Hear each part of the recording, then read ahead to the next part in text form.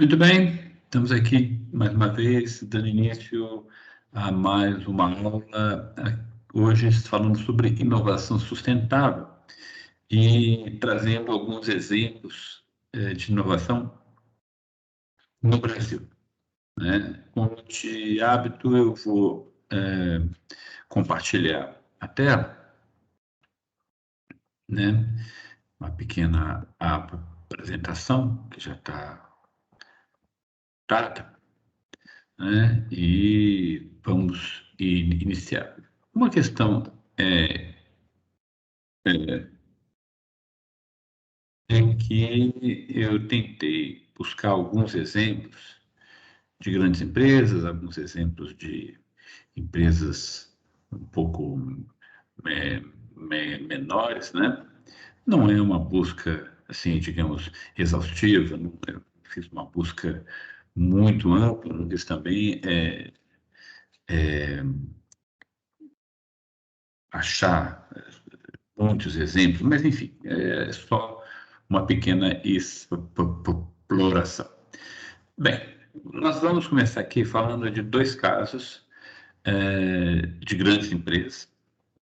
Esses casos eles estão descritos neste livro, que é um livro já de 2013, um livro que foi publicado pela Confederação Nacional da Indústria. Está disponível, né, na internet e no nosso Moodle também. É só colocar o título Inovação em Cadeia de Valor de Grandes Empresas e já vem o link. O livro, o arquivo é bastante grande.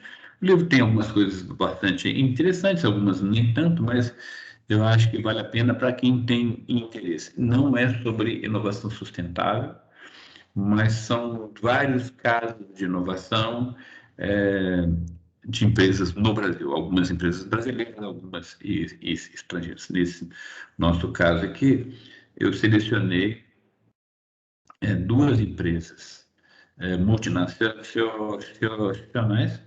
O primeiro foi a BASF. BASF é uma indústria química alemã e ela tem uma experiência no Brasil que é bastante interessante, que é uma casa sustentável.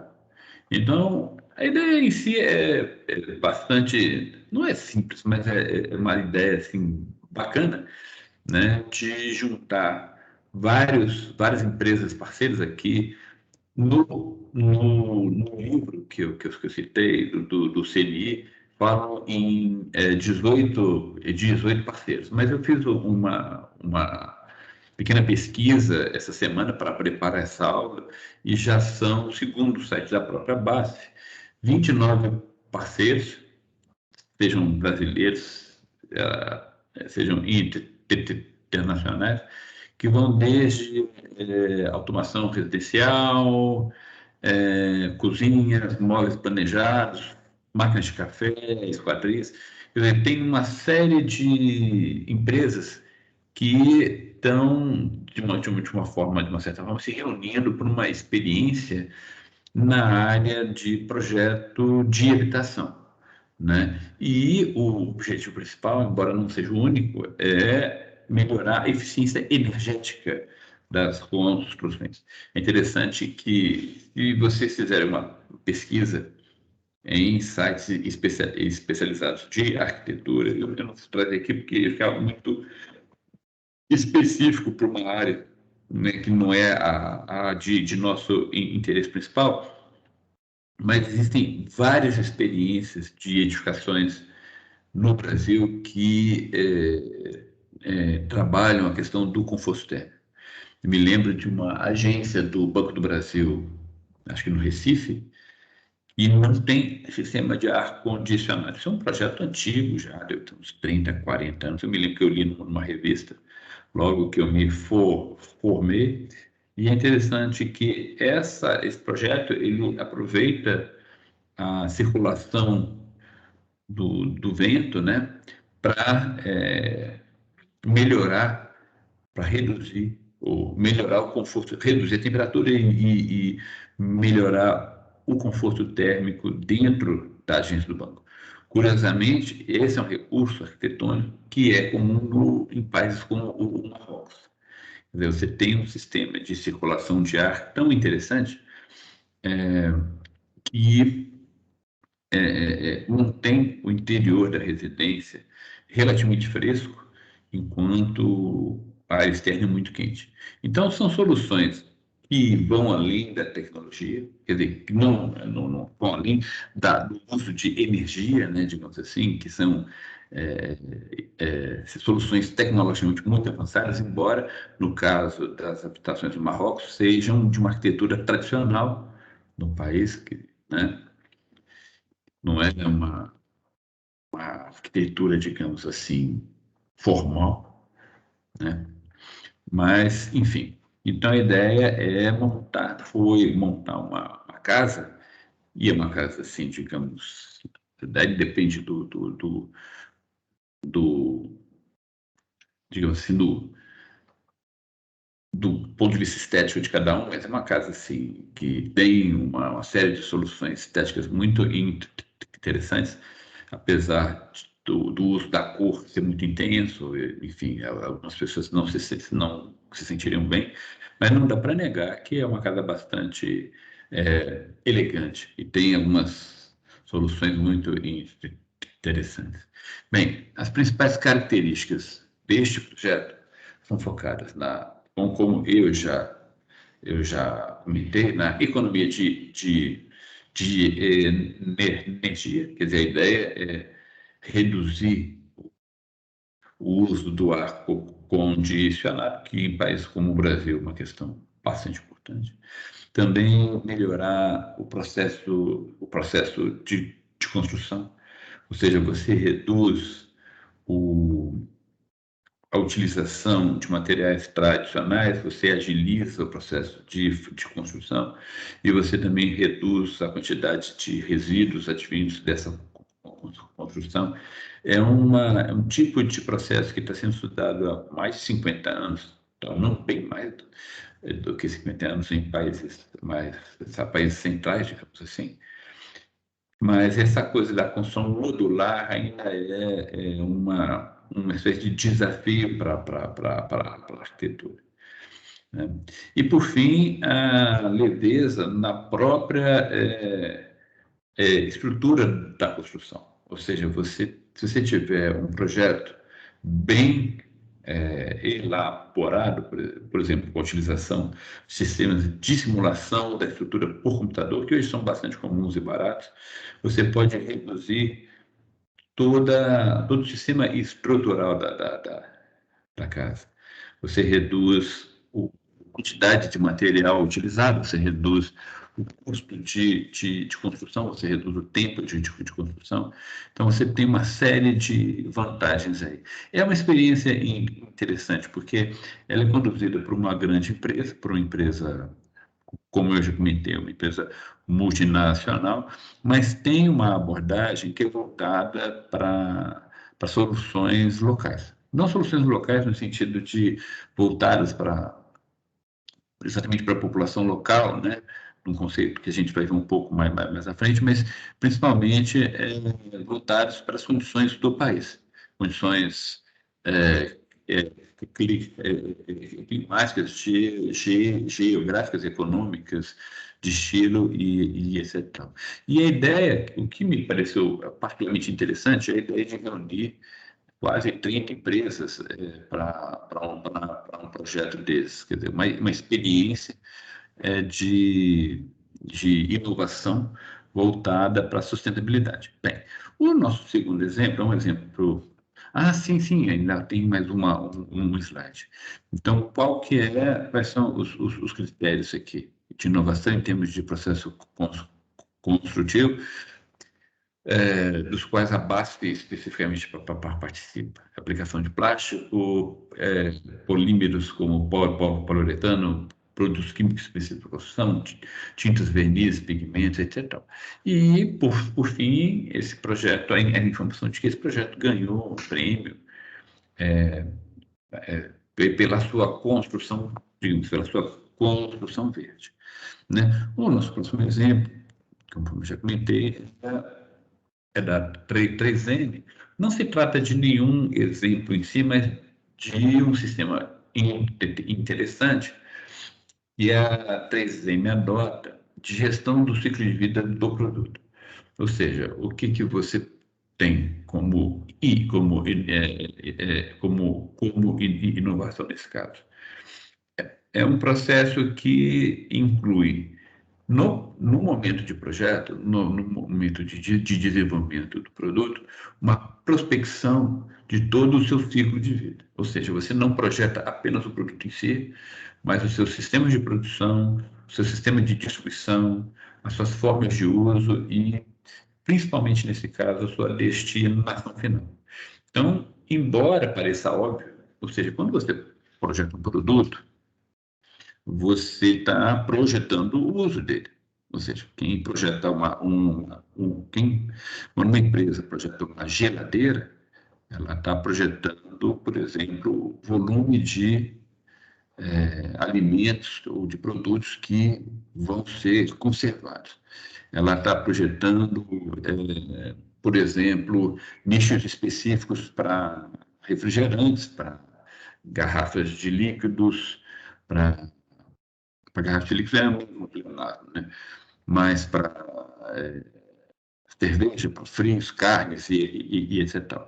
E ela está também, também, de uma certa forma, prevendo as formas de utilização dessa geladeira. Então, embora isso seja, pode-se dizer, né, que isso não seja uma coisa exatamente nova, a sistematização disso é recente. Ou seja, agora você parte do pressuposto de que a empresa que desenvolve o produto, ela é responsável pelas formas de destinação final deste produto. Ou seja, a forma, ainda usando o exemplo da geladeira, se você imagina que a geladeira vai ser, ao final da sua vida útil, destinada a um processo de reciclagem, ela tem que ser desmontável, facilmente desmontável, ou desmontável de uma forma automática se tiver em um país rico, ou deve ser desmontável de uma forma a que os componentes, os materiais de componentes sejam facilmente reconhecidos e identificados, se for em um país pobre. Por que isso? Porque se for um país pobre, a desmontagem certamente vai ser manual. Se for um país rico, a desmontagem certamente ou provavelmente vai ser de uma maneira automatizada ou mais mecanizada. Bem, aqui é só o modelo, não é bem um modelo voltado para sustentabilidade, mas é um modelo interessante de inovação. Então, você tem aqui 7 estágios para a introdução de um produto novo, que vem a ideia, depois o conceito, depois um estudo de viabilidade, né? O desenvolvimento. Então, aqui o estágio 4 é, digamos assim, o projeto em si. A ideia, que é o primeiro, digamos, a identificação do mercado, a identificação de uma demanda, de um nicho específico. Depois, um conceito, que ainda não é digamos assim, produto em si, mas já é um primeiro protótipo, já é uma primeira geração de ideias. Depois que você tem o primeiro protótipo, você faz um estudo de viabilidade e aí sim você detalha o produto, detalha, especifica forma, materiais, processos, etc.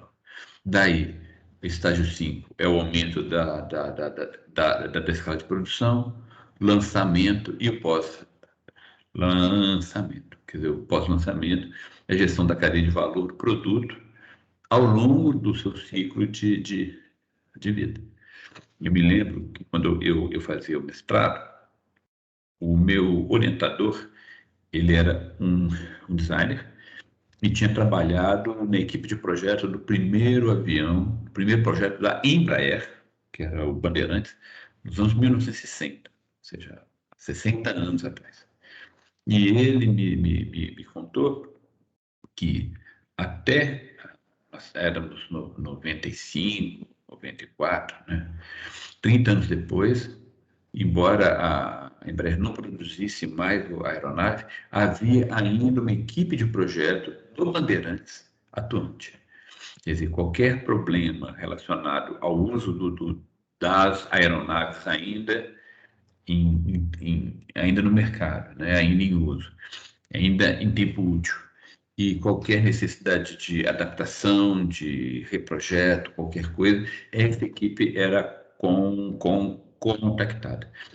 Ele não falou especificamente isso, mas eu entendo que essa característica ela é extremamente positiva no caso da Embraer, porque à medida que você tem uma equipe que acompanha o produto em campo, essa equipe ela adquire conhecimento sobre eventuais problemas que o produto tem ao longo do seu período no mercado e também eventuais demandas que o produto não tenha atendido de maneira satisfatória. E também, obviamente, demandas que ele tenha atendido. Então, o acompanhamento de um produto no mercado é extremamente importante para que a empresa se prepare para os próximos lançamentos. Isso é uma coisa mais ou menos óbvia, falada assim, mas nem sempre as empresas fazem. Então, nesse caso, essa perspectiva de gestão do ciclo de vida como um todo, ou seja, desde a primeira ideia até a retirada do mercado, até o fim da vida útil, até a destinação final do produto, é uma perspectiva que, se encarada de maneira estruturada, é relativamente recente, coisa dos últimos 20 anos, talvez. Então, essa é uma questão interessante. Então, nesse caso, qual que é o sentido que a 3M vê? Né? Isso aí segundo os próprios documentos da empresa. Né? Quais são essas questões ligadas à sustentabilidade? Primeiro, a escassez de matérias-primas. É uma questão que, em termos de minerais, metais, mesmo material teoricamente renovável, como madeira e tal, há uma escassez crescente. Além disso, existe uma perspectiva de crescimento no que se chama de base da pirâmide.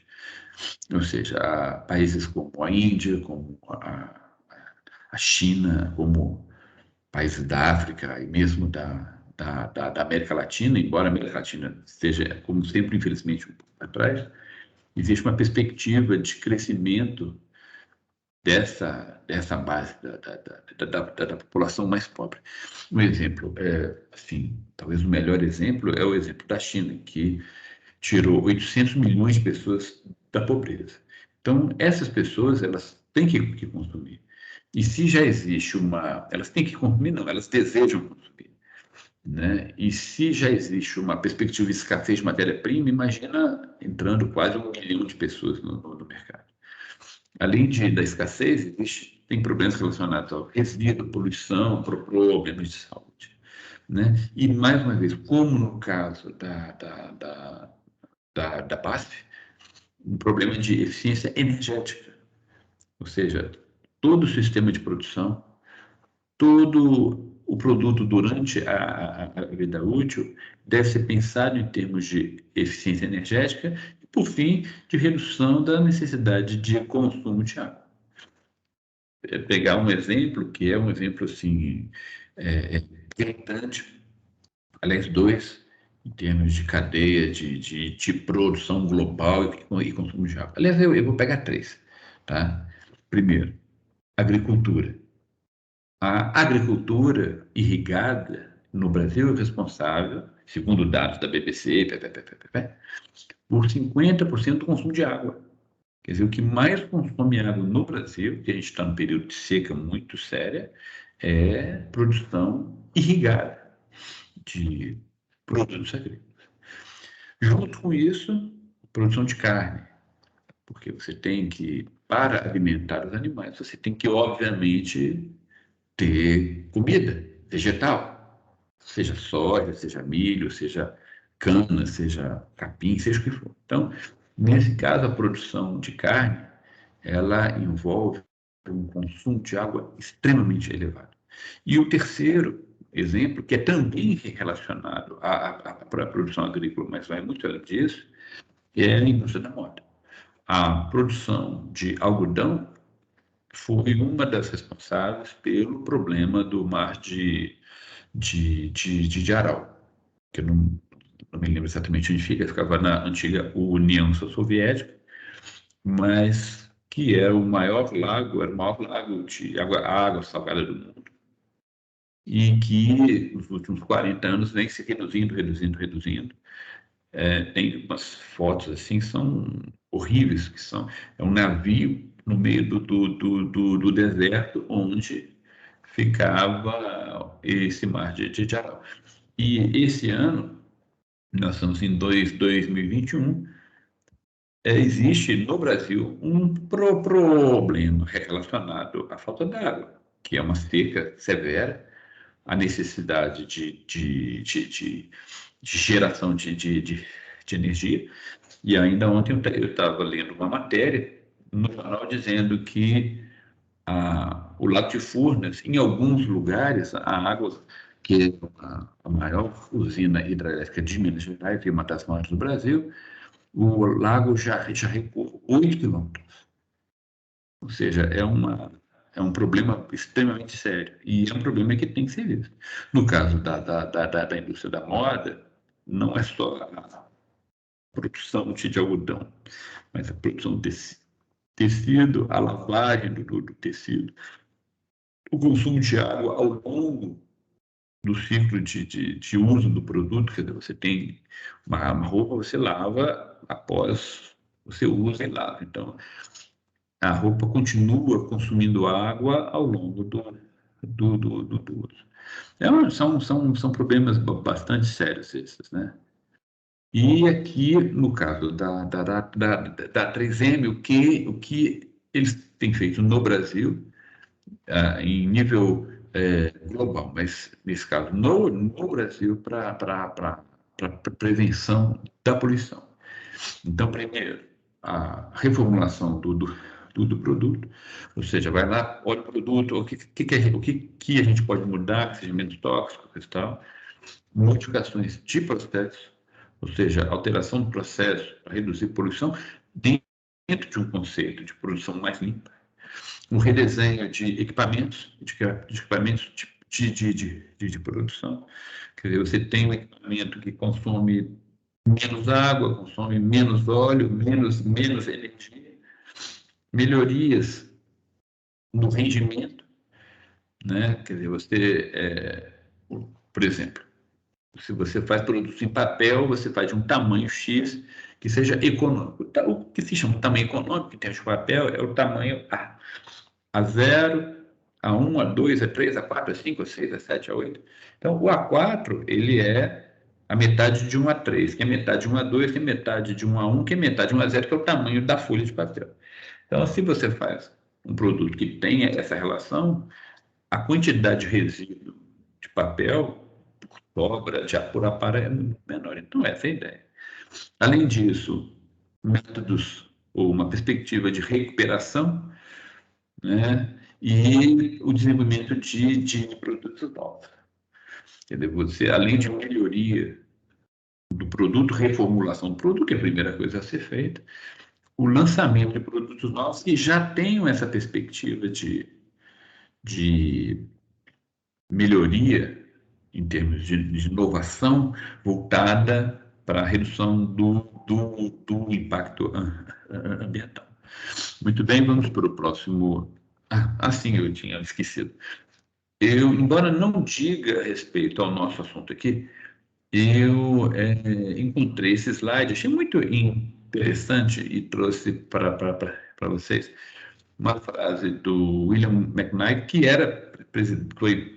teve na presidência da 3M, foi muito influente na 3M por quase 40 anos, né? De 1929 a 1966. E ele dizia uma coisa interessante: o que você tem que fazer é o seguinte, contrata um cara bom e deixa ele quieto, deixa ele em paz. Quer dizer, aí tem uma questão de tolerância ao erro, de ênfase no empreendedorismo interno e assim vai. Agora, naquela história, se você tem apenas uma perspectiva, a meu ver, muito interessante. Se você tem pessoas competentes, você não precisa ficar em cima delas com uma supervisão constante e repressora. Deixa as pessoas trabalhando, é o melhor que você faz. Bem, então vamos aqui para o nosso próximo exemplo. Esse exemplo é bem diferente, é baseada no trabalho de duas alunas da engenharia de produção e foi apresentado na na 18ª Mesa Redonda Europeia sobre Consumo e Produção Sustentável. Isso em 2017. É esse pequeno logotipo aqui no canto inferior de direita. Então, aqui é um caso de uma pequena empresa que estava tendo problemas com o mercado, que estava, digamos assim, é uma empresa de jogos, que produz jogos, e que teve, a partir da crise econômica de 2008, uma redução bastante grande no mercado. Além disso, ela sofria a concorrência de jogos vindos da China e também de um aumento no interesse por jogos, por videogames e etc. Então, a ideia era sair de um produto, de um valor voltar centrado no produto, para ir para um valor gerado a partir do serviço. E essa é a experiência. É uma empresa muito pequenininha, né, mas que tem alguns produtos que são fantásticos. Então, esses produtos aqui de baixo são produtos da empresa e são produtos que primam por um nível de qualidade muito alto. Eles têm uma rede de fornecedores que é muito assim confiável, tem uma estratégia muito interessante ao longo de quase 30 anos de mercado, mas acaba que o nicho ficou muito específico, né? Então, o problema é como migrar de uma estrutura baseada em produtos para uma estrutura baseada em serviços. Então, a ideia foi mais ou menos o seguinte: eles tinham 5 jogos. Isso é uma coisa que a empresa não notou, que os jogos poderiam ser usados não somente para recreação, para fins lúdicos, que era a ideia inicial, mas também para workshops, para dinâmicas, para treinamento em empresa, para o ser utilizado em hospitais, escolas, enfim, havia uma série de aplicações extras nesse mercado de jogos. Então, foram criadas 5 metodologias de ação, de treinamento, de dinâmicas, a partir de 5 jogos da empresa. E foi criada essa oficina do Pensar e Agir, que era uma caixa de produtos que era associada a uma forma de treinamento que a empresa oferecia. Então, a empresa não vendia o jogo somente, continuava vendendo os jogos, mas vendia também um processo de treinamento para o uso do jogo em determinadas dinâmicas em empresas, hospitais e escolas, em um primeiro princípio. Então, o trabalho foi basicamente entender esse tipo de dinâmica e como que isso funcionava. Essas fotos aqui, acho que dá para vocês identificarem, elas foram feitas durante uma dinâmica com alunos da UFMG. Isso foi bem no início do projeto. Isso aqui se chama esse joguinho é o jogo da torre. E a ideia é um jogo bastante popular, conhecido. A ideia é que você vai tirando peças da base e ir montando a torre. Então, quanto mais alta a torre, melhor, e assim vai. E existem variações do tipo, como é que você pode montar uma estrutura que seja a mais alta possível, usando as peças assim. E uma coisa interessante na dinâmica é que os alunos da engenharia de produção convidados a participar, no início estranharam. o que nós estamos fazendo aqui com jogos, coisa de criança, blá, blá, blá, blá. Mas depois eles começaram assim a se envolver com a dinâmica a partir das informações prestadas pelo dono da empresa, que era a pessoa que estava apresentando os jogos, e o resultado foi muito interessante. Então, o envolvimento dos alunos, o envolvimento das equipes na dinâmica dos jogos foi muito, muito, muito legal. A partir disso, foi utilizado um método, foi utilizada uma metodologia, uma abordagem chamada de Design Thinking, várias ferramentas, eu não cabe aqui explicar o que é, mas o uso de várias ferramentas para entender como se dava essa transição do, do produto para o serviço. Aqui são os alunos fazendo um brainstorming aqui, uma outra dinâmica, essa dinâmica aqui está sendo feita na empresa, né, que era uma casa, um galpão, um sítio, muito, muito interessante. Né? Então, esse aqui é o processo. Foi utilizado um processo de design thinking para transformar esse produto em serviço, a partir de uma perspectiva de sustentabilidade econômica para a empresa e sustentabilidade ambiental no processo de geração de valor sem o produto. Quer dizer, você não compra mais o produto, você adquire o produto, mas adquire um serviço também. E o serviço acaba sendo mais relevante do que o produto. Esse aqui é um jogo que eles têm lá. Aqui esse slide é mais para citar a fonte desse caso, que é um artigo na European Roundtable, blá, blá, blá, blá, blá, né? Bem, o nosso próximo exemplo agora é um exemplo que eu acho bastante interessante também, que foi apresentado, isso aqui fui eu que apresentei no mesmo evento, e que é uma inovação com impacto social, que é o Bolsa Família. E nesse congresso, o que eu estava apresentando era como que o uso de cartão, isso aqui é um cartão de banco, né? Como que era o uso de cartão para uma pessoa que não tinha energia elétrica em casa, quer dizer, é uma revolução completa. E essa foto aqui, essa imagem que eu achei no site da internet, para mim ela é muito significativa do que você tem como uma verdadeira inovação do ponto de vista de estruturação do programa de transferência de renda e o impacto que isso gera. Então, aqui só uma frase que eu acho muito interessante.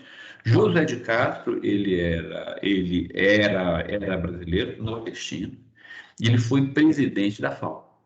FAO, que é a Organização das Nações Unidas para a Agricultura e Alimentação. E ele escreveu muito sobre essa questão da fome e da distribuição de renda no Brasil. Ele dizia que no Brasil ninguém dorme por causa da fome. A metade porque está com fome e a outra metade porque tem medo de quem tem fome. Então a gente está vivendo um momento hoje que é um momento muito estranho nesse sentido. Um aumento da fome no país, né? Que por algum tempo o Brasil saiu do mapa da fome e hoje você volta a ver uma coisa assim absolutamente lamentável e desprezível, né? Que se permita isso, né? Pessoas na rua, pessoas com fome, isso é uma coisa horrível que não pode ser. Não pode, não tem justificativa econômica, nem ética, nem moral para isso. Mas então, qual que é o sentido? O sentido é que você tem uma. Deixa eu ver se eu consigo passar esse slide aqui. Me parece que travou. A ideia é que você tem um sistema que, de uma certa forma, peraí um pouquinho, o computador travou aqui. minutos só. Sim. É um programa que garante uma transferência de renda para a população mais pobre. Agora, uma coisa que nem todo mundo sabe, isso é muito interessante, que a Bolsa Família, ela é uma transferência sob condicionalidade. Ou seja, você só recebe se você fizer alguma coisa em contrapartida. E ela é o resultado da junção de vários programas sociais. Então, você tem o programa de renda mínima vinculado à educação, que é o Bolsa Escola. Aliás, dizem que o ex-senador Cristóvão Buarque, ele brigou lá com o pessoal do governo porque mudaram o nome. E ele achava que tinha que ser Bolsa Escola, porque ele que tinha criado, né, coisas da vida. Tem também um cadastro único do governo, um programa de renda mínima vinculado à saúde, que você tem um programa de renda vinculado à educação, um programa de renda vinculado à saúde, vinculado ao gás, à aquisição de gás, porque se você, é o que se vê hoje, se as pessoas não têm dinheiro para comprar gás, elas vão voltar a usar lenha. E a lenha tem uma série de problemas que faz mal à saúde, gera um impacto ambiental muito maior, gera poluição.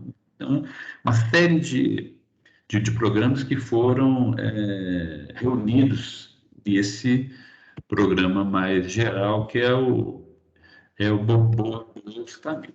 E aqui, uma coisa que eu acho bastante interessante, é um documento do Banco Mundial, né, que é uma instituição, assim, digamos, bastante conservadora do ponto de vista econômico, né, dizendo que essas transferências são muito interessantes à medida que, quando você dá o dinheiro à família, você exige com contrapartida que a família mantenha as crianças na escola. E você exige o governo, o Estado, exige como contrapartida que as crianças sejam vacinadas. Ou seja, você investe um pouco para que, a longo prazo, o retorno seja em termos de capital humano.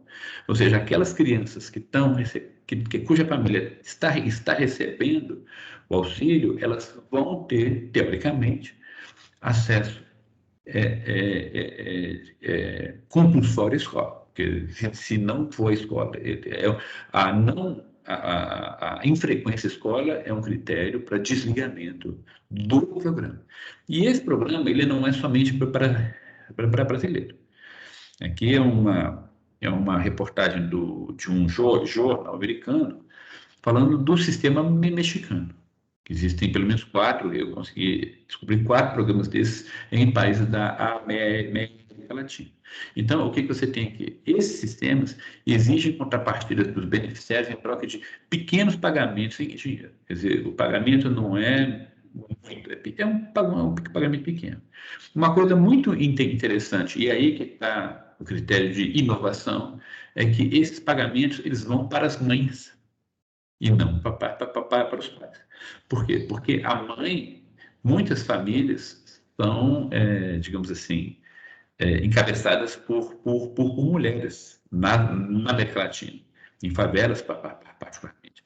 E outro que as mães, elas são normalmente mais preocupadas com a educação dos filhos do que os pais. Então, e aí tem uma outra questão aqui, como o documento do Banco Mundial coloca, existe uma contrapartida que é levar os filhos ao médico ou mantê-los na escola. E uma coisa curiosa, que aí é uma briga, né, que no Brasil, eu acho que é uma briga saudável, digamos assim, quem que é o responsável pelo Bolsa Família. E aqui a reportagem diz que no Brasil o Bolsa Família foi fundado por um fiscalista moderado, que é o Fernando Henrique, e se expandiu substancialmente sob o governo à esquerda do centro, que é o governo Lula. Então é interessante como que, e no Brasil existe uma briga para ver quem que é o pai, Mas, na verdade, essa ideia não é nova. Ela já era defendida pelo esse senador Eduardo Suplicy desde os anos 1980, desde os anos 1990. Existia, na década de 1990, um movimento relativamente forte no Brasil, que era o movimento contra a fome. Um sociólogo muito conhecido, Herbert de Souza, que ajudou a montar. E a ideia, uma das ideias desse movimento era um programa de renda mínima. Renda mínima no sentido de que, se você tem um sistema assim, né, você tem, digamos assim, se eu conseguir transferir esse slide, né, você tem um círculo virtuoso. Você tem as transferências monetárias que levam a um nível de subsistência mínima, ou seja, você paga a mulher para que ela cuide dos próprios filhos, para evitar que ela tenha que cuidar dos filhos dos outros em troca de comida. Eu tenho uma prima que morou em um país da América Latina, onde as pessoas trabalham por comida. E os meus pais, os meus avós, viveram numa época em que as pessoas trabalhavam por comida. Então, as mulheres deixavam os filhos sozinhos em casa para trabalhar por comida para tentar levar. Então, isso é uma situação perversa do ponto de vista social, do ponto de vista humanitário, do ponto de vista ético, moral, etc. Então, o que o Estado faz nesse caso? Esse Estado garante à mãe um nível mínimo de subsistência para que ela possa cuidar dos filhos. Esses recursos, eles são também disponíveis para cobrir os custos de inserção laboral. Ou seja, você não vai mais trabalhar por comida, você vai procurar um emprego melhor, você vai procurar uma coisa melhor. Porque você não está mais. Você sai daquela onda do desespero, né? Aí você vai. Isso leva a pequenos investimentos produtivos. Quer dizer, a pessoa ali, existe um movimento, um investimento na base da pirâmide que é significativo. Eu tenho um afilhado que recebia Bolsa Família e é impressionante. O pai, não, ele ainda é padeiro, e o filho tem curso universitário. E eu me lembro, a primeira vez que eu fui visitá-lo, que ele me ofereceu um refrigerante. Isso na época do Fernando Henrique, tá? Falei assim, compadre, tem refrigerante aqui em casa. E um orgulho, assim, indisfarçável. Depois, na época do Fernando Henrique, ele me ofereceu refrigerante gelado. Olha aqui, compadre, comprei uma geladeira nova. Então, esse movimento, ele faz com que a base, esse investimento, por menor que seja, ele faz com que a base da pirâmide comece a se mexer, né? E aí tem um estímulo à economia local e um estímulo ao crescimento local. Porque uma pessoa que ganha R$ 100, ele não vai entrar na internet para comprar uma coisa da China. Ele compra, compra no mercadinho, ali na própria favela, na própria comunidade. Então, você faz girar um círculo social que é muito interessante, um círculo virtuoso que é muito interessante.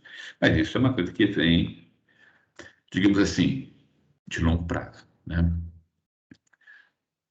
Muito bem, não sei se eu consigo. E aqui, eu acho que esse é o último slide desse caso, tem uma comparação entre os vários programas. Esse programa em vermelho do México, esse oportunidades, E as famílias em Nação e Bolsa Solidário, eu não sei, é do Equador, outro é da Colômbia. Mas dá para se ver aqui ao longo de, de 15 anos a evolução do número de famílias atendidas. Se você tem 14 milhões de famílias atendidas, são grosseiramente 60 milhões de pessoas que têm um nível de subsistência mínima garantido. Essas pessoas que recebem Bolsa Família, elas não vão comprar atum chileno, ou salmão chileno. Eles vão comprar arroz plantado no Brasil, vão comprar feijão produzido no Brasil, vão comprar refrigerante produzido no Brasil. Ninguém aqui compra cerveja importada. Então, até pode comprar se quiser, é um problema deles, mas a realidade mostra que não é assim. Então, é muito interessante em termos de fomentar a produção local. E a inovação, nesse caso, está na estratégia, digamos assim, de investimento versus cobrança de uma restituição. No caso mexicano, é uma transferência condicionada, digamos, mais assim pesada. O cara ele tem que se matricular num programa de formação específico, treinamento e tal. No Brasil, não. No Brasil é uma coisa um pouco mais leve. A família tem uma liberdade maior para escolher onde que vai investir, o que vai fazer. Mas, ainda assim, é condicionado a um programa, uma coisa simples, que é, basicamente, utilizar o sistema público de saúde e utilizar a educação pública. Então, na verdade, o que a engenharia que está de inovação aí é essa vinculação. Não é como algumas pessoas imaginam. Às vezes as pessoas não imaginam isso de má fé. Algumas pessoas fazem de má fé, mas algumas pessoas acham que não, isso é uma espécie de esmola que vai. Não, não é. Porque, como muito bem disse a minha mãe, quando você dá uma esmola, você não pode chegar e dizer assim, olha, não, eu vou te dar dinheiro, mas você não usa com pinga. Não, o problema é dele. Se o cara quer tomar uma pinga, pode tomar, é dele. Nesse caso, não. Nesse caso, a pessoa só recebe, é efetivamente assim. Você vai receber, mas você tem que levar seu filho para a escola. Você tem que levar seu filho no posto de saúde. E no posto de saúde e na escola, a vida da criança vai ser acompanhada. Então, se a criança é tratada em casa, a, a escola sabe disso. Se a criança é maltratada, leva uma surra em casa, o posto de saúde sabe disso. Então, o posto de saúde e a escola se articulam com outras áreas do Estado, de uma rede de proteção social. Aí tem pessoas que são. Eu não lembro agora o nome da instituição, mas que são para isso, para acompanhar a criança, para ver se está sendo. Então, se, por exemplo, se a criança estuda em casa ou não estuda, não há como acompanhar, não há como se avaliar, ou é muito mais difícil se verificar se existe, por exemplo, caso de violência doméstica.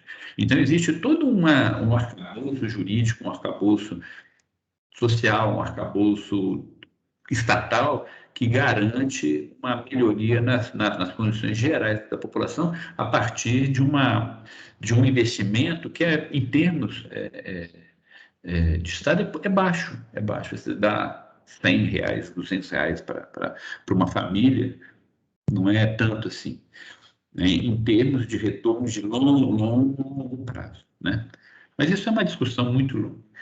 Aqui um caso muito interessante também, esse é um caso muito bacaninha, que envolve uma certa lenda, mas eu fiz uma busca, digamos assim, não extensa demais, mas eu fiz uma busca cuidadosa para verificar os dados, alguns dados relacionados a essa inovação social, eu não consegui garantir, mas eu acho que eu consegui pegar a história, que é a cisterna. A cisterna é uma inovação social, uma inovação fruto de uma contribuição de vários atores sociais, no sentido de gerar uma solução criativa para um problema trágico que é a seca no Nordeste. Então, o que você tem aqui? Você tem um sistema que é muito simples, um sistema construtivo, que é absurdamente simples. Você tem uma série de placas que são montadas como uma espécie de Lego. Aqui você tem a base, você tem... É um sistema barato, rápido e muito simples de fazer. Você não precisa de mão de obra especializada. Inclusive, uma das fontes que eu verifiquei indica que foram usadas cisternas de polímero, de fibra de vidro, coisa e tal.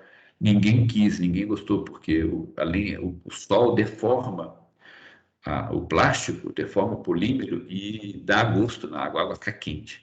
Então, nesse caso aqui, é uma coisa meio análoga ao filtro de barco, é muito popular no Brasil. Ele conserva a água fresca por mais tempo. Então, como é que foi? Isso aqui é uma coisa que eu não sabia, fiquei sabendo, descobri quando eu fiz a pesquisa para essa aula.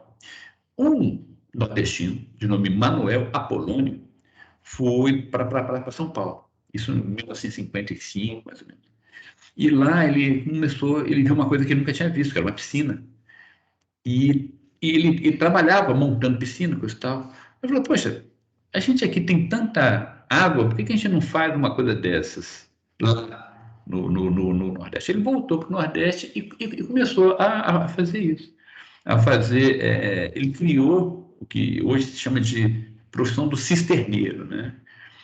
Ele desenvolveu o sistema de placas, foi ele pelo que eu pude levantar, foi ele que desenvolveu, que é uma forma muito mais simples, muito mais prática, barata, etc., para montar a cisterna. Então, a cisterna no Nordeste não é um programa governamental, por exemplo. É a apropriação pelo Estado brasileiro, aí sim vira um programa governamental, de incentivo à implantação de uma tecnologia desenvolvida pela comunidade local. Ou seja, essa cisterna já existia. E hoje eu coloco aqui esse ponto de interrogação, porque eu não consegui. Eu vi entre 200 mil, 500 mil e 1 milhão e 300 mil cisternas implantadas hoje. Existe uma dificuldade grande para o levantamento de informações. Então, como esse dado de 1 milhão e 300 mil foi o mais recente, digamos assim, eu achei por bem colocar, até por uma percepção assim mais otimista. E é uma coisa interessante. Esse gráfico aqui, tá aqui a fonte, né? Tem a implantação de cisternas ao longo dos últimos 20 anos. Então, elas vêm aqui, tarará, aqui são 140 mil, 150 mil. Então, por esses dados, eu achei que seria interessante colocar um número maior, né? E observe que em 2014 caiu aí praticamente, quer dizer, de 150 mil para 25 mil. Mas é uma coisa interessante, deixa eu só voltar aqui E é um sistema muito interessante, porque você tem aqui a casa, né? E o problema no Nordeste é que as chuvas são concentradas no inverno. O inverno no Nordeste é chuvoso. Então, aqui você tem um sistema em que a água da calha vai para a cisterna. Tem que as casinhas aqui, todas assim. Então, um sistema muito, a meu ver, muito interessante e resolve Aqui, ó, considerada em 2017 pela Comissão Nacional das Nações Unidas como o mais relevante programa no combate à desertificação em todo o mundo. Ou seja, é uma coisa absolutamente simples, surgiu, não existe propriedade, não existe propriedade intelectual aqui, é uma tecnologia de domínio público absolutamente simples, mas que tem todo um sentido para essa perspectiva. É muito barato, né? Enfim. E é isso. Espero que tenha sido interessante. Peço desculpas porque eu tive vários problemas aqui de transferência de arquivos, são coisas que acontecem. E deixo vocês aqui. Vou encerrar a gravação. Tchau, tchau. Até a próxima.